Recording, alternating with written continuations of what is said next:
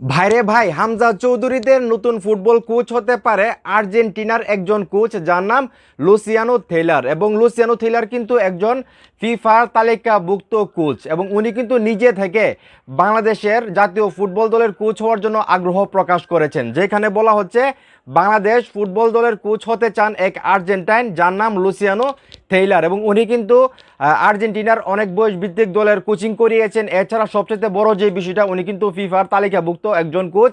ফিফার আন্ডারে উনি অনেক ছোট ছোট দল এবং বয়সভিত্তিক দলকে উনি কোচিং অলরেডি করিয়েছেন। এবং উনি কিন্তু এখন চাচ্ছেন বাংলাদেশের হামজা চৌধুরী, সুমিত সোমদেরকে আসলে কোচিং করানোর জন্য বা কোচ হিসেবে বাংলাদেশে আসার জন্য। আমি মনে করি কাবরেরার পরিবর্তে আর্জেন্টিনার হোক, ব্রাজিলের হোক বা অন্য যে কোনো দেশের হোক, একজন মানসম্পন্ন কোচকে আসলে দায়িত্ব দেওয়া উচিত।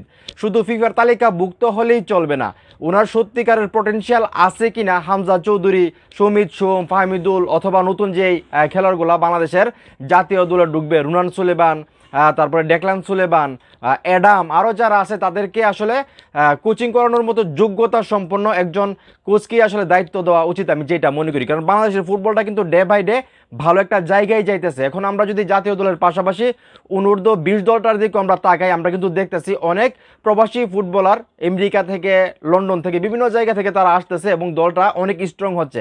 তো সেইখান থেকে কিন্তু এখন খেলোয়াড়গুলোকে জাতীয় দলে ডাকা হচ্ছে। খুব শীঘ্রই হয়তো বা বলা হচ্ছে রুনান সুলেমান, ডেকলান সুলেমানকে জাতীয় দলে ঢুকানো হবে, হয়তো বা ইব্রাহিম নামাজকেও খুব শীঘ্রই বাংলাদেশের জাতীয় দলে ঢুকানো হবে। তো এই মতো অবস্থায় যদি আসলে উনি যদি প্রপারলি আসলে যোগ্য হয়, যেহেতু উনি ফিফার যে তালিকা আছে তালিকাভুক্ত একজন কোচ, ওনার আসলে প্রোফাইলটা দেখা উচিত, ওনার যে সফলতা আসলে উনি যে কোচিং ক্যারিয়ারে সেগুলো দেখা উচিত। যদি সত্যি সত্যি উনি ভালো কোচ হয় এবং ওনাকে যদি আসলে নিয়োগ দেওয়ার মতো কোনো ওনার যোগ্যতা থাকে, তাহলে অবশ্যই নিয়োগ দেওয়া উচিত, আমি যেটা মনে করি। কারণ আর্জেন্টিনা এবং ব্রাজিল এই দুইটা দেশ ফুটবলের জন্য কতটা আসলে মানে সম্পদ বলতে গেলে, কারণ তাদের দেশ থেকে ভালো ভালো ফুটবলাররা সবসময় বের হয়ে আসে। তো সেইখান থেকে ওইখানের একটা কোচ, আমরা যদি আর্জেন্টিনার বর্তমান কোচকে আমরা দেখি, উনি কিন্তু একজন দুর্দান্ত, আসলে উনি নিজে কিন্তু ভালো ফুটবলার ছিলেন না, বিশ্বে ফুটবল খেলানো নাই, কিন্তু উনি কিন্তু কোচিং করতেছেন সেই লেভেলের।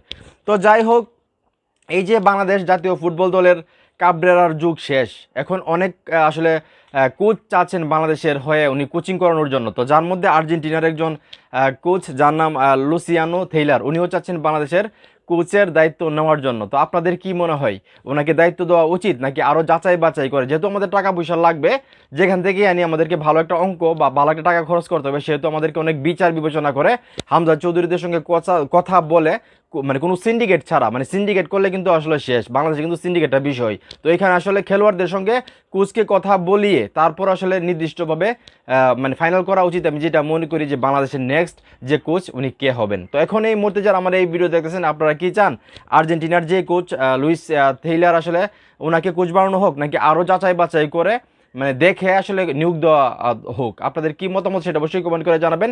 ভিডিওটা ভালো লাগলে অবশ্যই শেয়ার করবেন।